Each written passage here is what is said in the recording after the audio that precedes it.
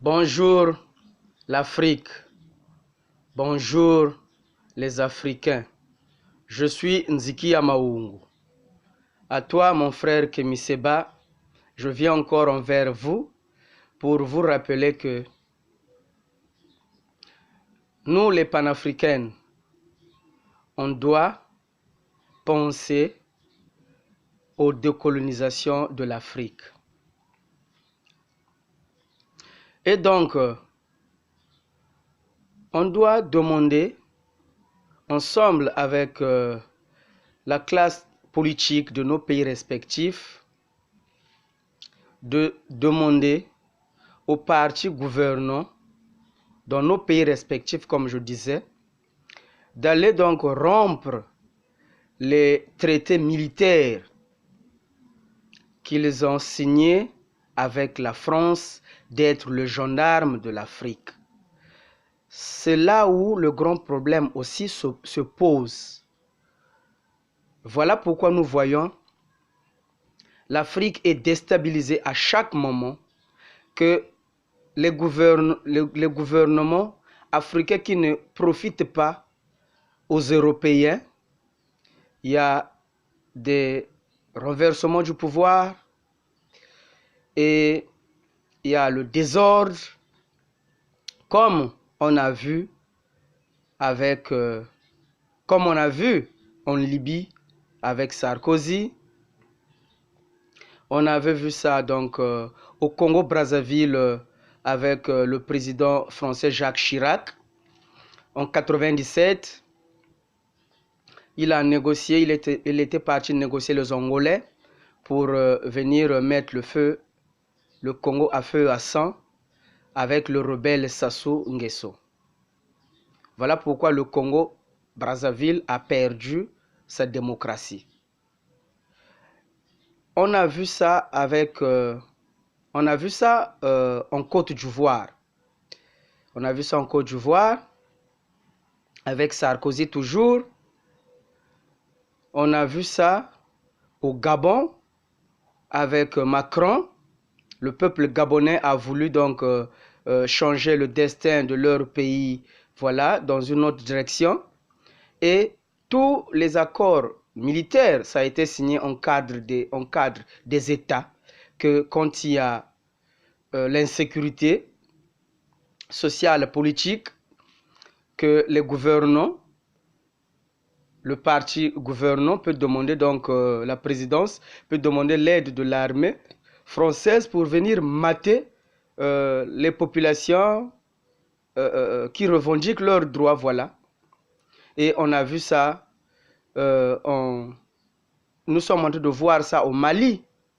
Et on avait vu ça aussi avec Giscard d'Estaing au temps du président dictateur en Centrafrique, Bokassa, l'opération Barracuda. Donc, mon frère Kemiseba, tous ces traités-là poussent toujours, en fait, maintient l'Afrique dans la captivité. Et voilà pourquoi la France a la supériorité vis-à-vis à l'Afrique.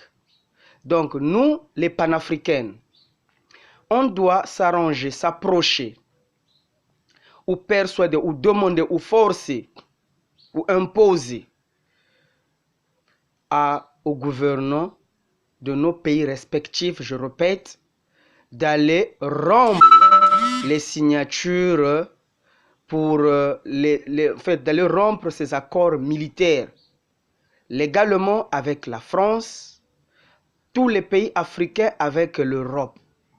C'est l'Europe qui détient l'Afrique esclave jusqu'à nos jours. Donc, mes frères, seule la lutte libère. Je sais que nous, les panafricains, on nous a traités toujours de radicaux et d'extrémistes. Mais nous ne sommes pas des extrémistes, nous ne sommes pas radicaux, mais nous touchons les vrais points qui concernent notre peuple. Voilà ce qui peut nous emmener à la liberté. Parce que ici, on ne peut pas attendre ceux qui nous ont colonisés de nous décoloniser.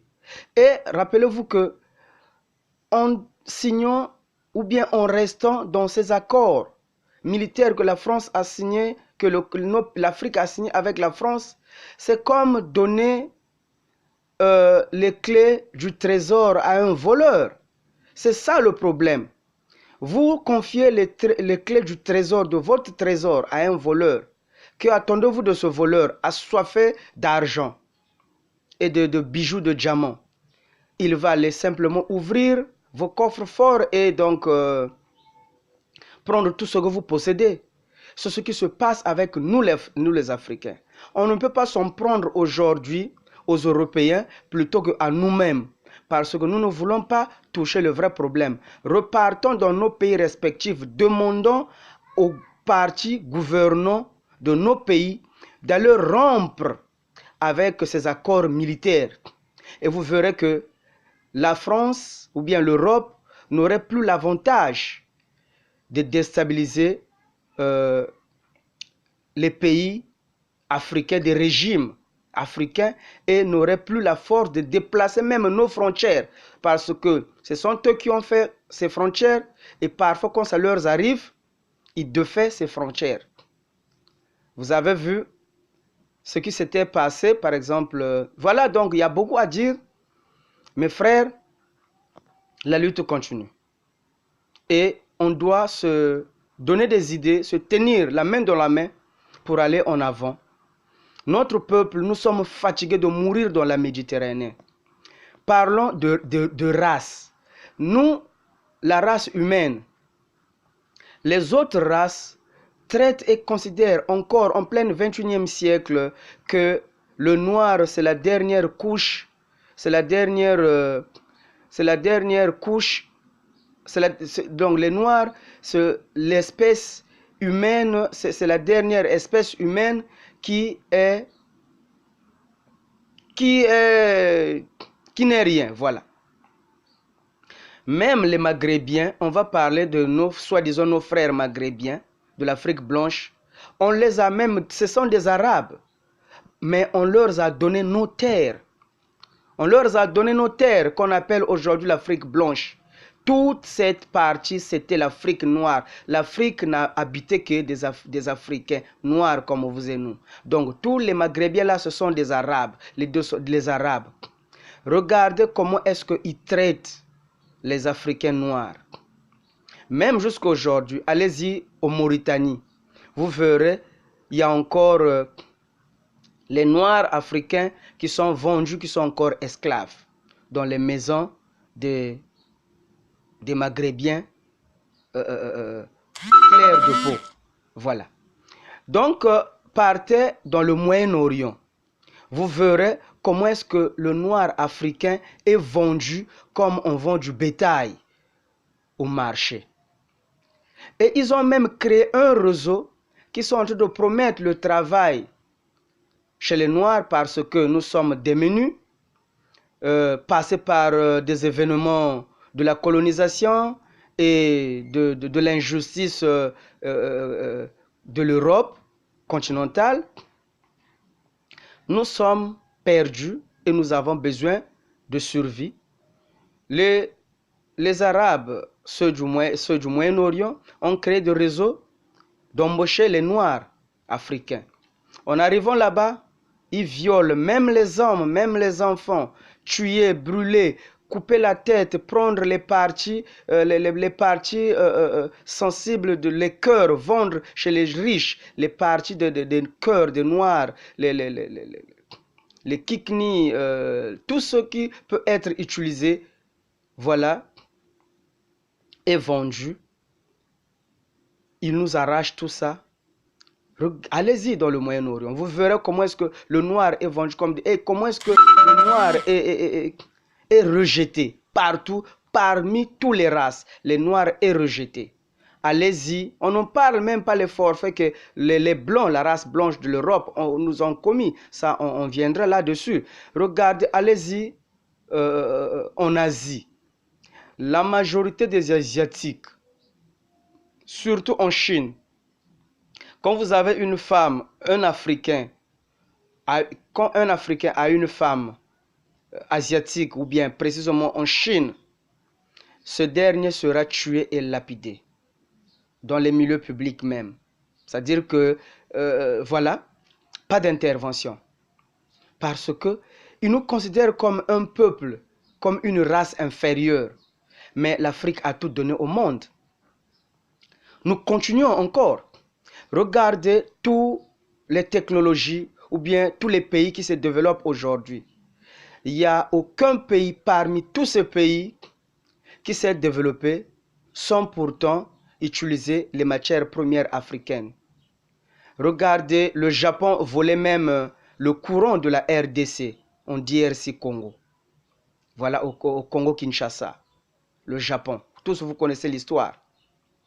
Les centrales électriques, tout ce qu'ils ont pour l'électricité, les armes nucléaires, etc., etc. Ils défilent en Afrique, l'Europe, l'Amérique, l'Asie, l'Océanie et le Moyen-Orient. Ils défilent en Afrique. Il y a eu des guerres continentales que les Européens ont appelées des guerres mondiales. Ça n'a jamais été des guerres mondiales. Ça a été des guerres continentales d'un peuple cruel, tyran et perdu. Voilà, ils ont venu demander de l'aide. Même le président français Charles de Gaulle, il s'était réfugié au Congo-Brazzaville. Sa maison est toujours là, qu'on appelle la case de Gaulle, au Congo-Brazzaville. Sa case existe encore. Quand Hitler le cherchait, son frère blanc, Hitler le cherchait pour le finir. Il s'était réfugié en Afrique, au Congo-Brazzaville. Et après, ils ont demandé de l'aide, l'effectif militaire. L'Afrique a aussi beaucoup contribué pour cette libération. Mais aujourd'hui, quand ils remercient, ou bien quand ils décorent les héros de ces guerres, de cette guerre continentale, de ces deux guerres continentales, ils n'ont jamais décoré les héros, les guerriers africains. Voilà. Donc, les races, on ne s'aime pas, on ne peut jamais aimer, c'est juste on veut se dominer entre nous, les peuples. Pourquoi continuer à vivre ensemble si on ne s'aime pas? C'est mieux donc, ça serait plus mieux de fermer les portes, de faire que l'Afrique puisse faire comme la Chine. Ça sera beaucoup plus mieux. La Chine n'est pas idiot, mais aujourd'hui, là, nous voyons les résultats de la Chine. La Chine est devenue une puissance mondiale. Voilà. Et aujourd'hui, même les Américains, ils sont aujourd'hui jaloux de la technologie montante de la Chine. Donc, fermons les portes, comme a fait la Chine. Les circonstances font des hommes. Créons notre propre technologie. Appelons tous les djinns fils de l'Afrique de rentrer en Afrique et de travailler pour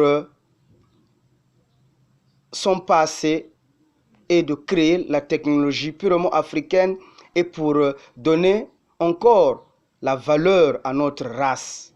Notre race, c'est la dernière race parmi les humains. La race humaine, on nous considère cela.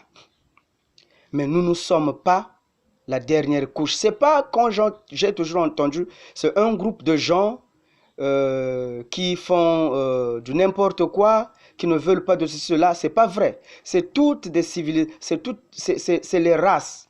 Regardez ce qui a fait l'Europe et ce qu'il continue à faire en Afrique. Regardez nos frères, comment nous sommes en train de se noyer, de se jeter dans la Méditerranée. Regardez ce que la France est en train de faire jusqu'à nos jours en Afrique. Regardez ce qu'ils sont en train de faire au Mali. Ça ne suffit pas parce que ils doivent leur positionnement parmi les pays les plus industrialisés au monde en Afrique. Donc ces derniers ne pourront jamais laisser l'Afrique tranquille si l'Afrique ne saisit pas sa liberté. Voilà pourquoi nous, les djinns fils de l'Afrique, on interpelle à la conscience de djinns fils de l'Afrique, intellectuels, sages, intelligents, tous les mots que vous pouvez appeler, voyants, etc.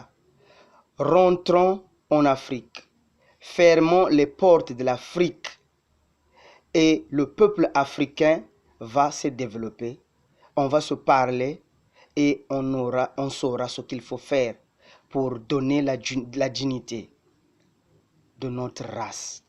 On ne peut pas être considéré si nous n'avons rien à apporter aux autres.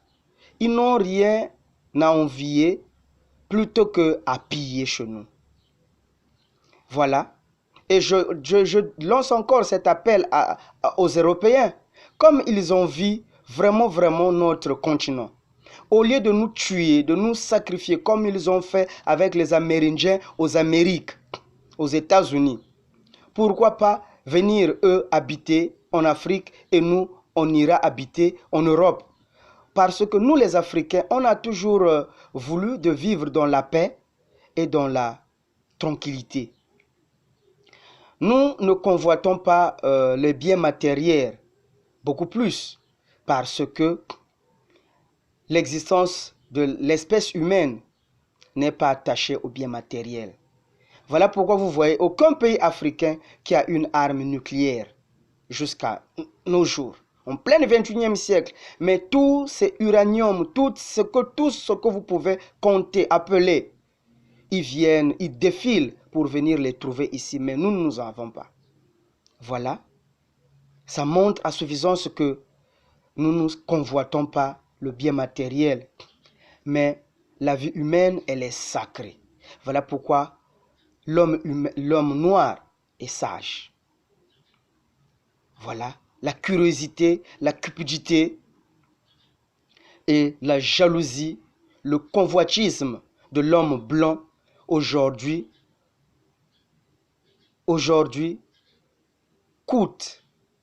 nous coûte la vie du climat. Le climat, l'atmosphère est polluée à cause de la cupidité, du convoitisme de l'homme blanc qui pollue l'atmosphère juste pour avoir la supériorité envers d'autres races, pour mieux piller, tuer et voler. Voilà pourquoi il s'accumule de plus belles des armes à destruction massive. Cela pollue l'atmosphère, peuple africain, peuple du monde. Pourquoi continuer à vivre avec de tels gens cruels, dépassés par le convoitisme? Peuple africain, seule la lutte libère. Et l'homme noir doit savoir de saisir sa liberté. On va commercialiser entre nous. Insérons les langues africaines, commercialisons avec les langues africaines dans toutes les écoles africaines, dans le système éducatif africain, pour que l'Africain ait la religion. La religion, c'est la clé qui unit un peuple.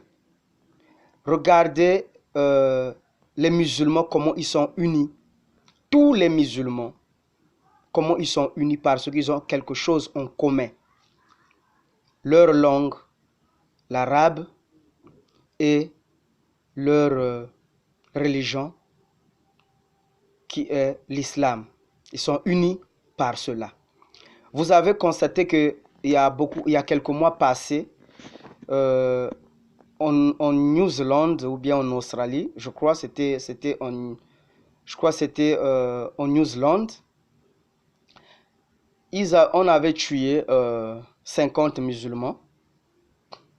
Mais comme c'est des musulmans, et vous avez vu en Asie encore, après quelques semaines, le nom de ce pays m'échappe, ils ont tué les chrétiens. Donc l'Afrique, en dehors de la mère patrie que nous défendons et de notre race, nous avons aussi besoin d'être liés par les connexions religieuses et linguistiques, pour que nous puissions se communiquer entre nous, pour que nous puissions avoir des secrets, se communiquer entre nous dans les langues purement africaines qui va nous donner qui va donner naissance à l'âme africaine et que les autres vont respecter. Finalement, l'Afrique a retrouvé son identité et on peut mettre quelque chose sur la table et travailler en égalité. Mais là, l'Afrique n'a même pas sa propre écriture. L'Africain, entre nous, on est étranger entre nous parce qu'on doit se communiquer dans les langues étrangères.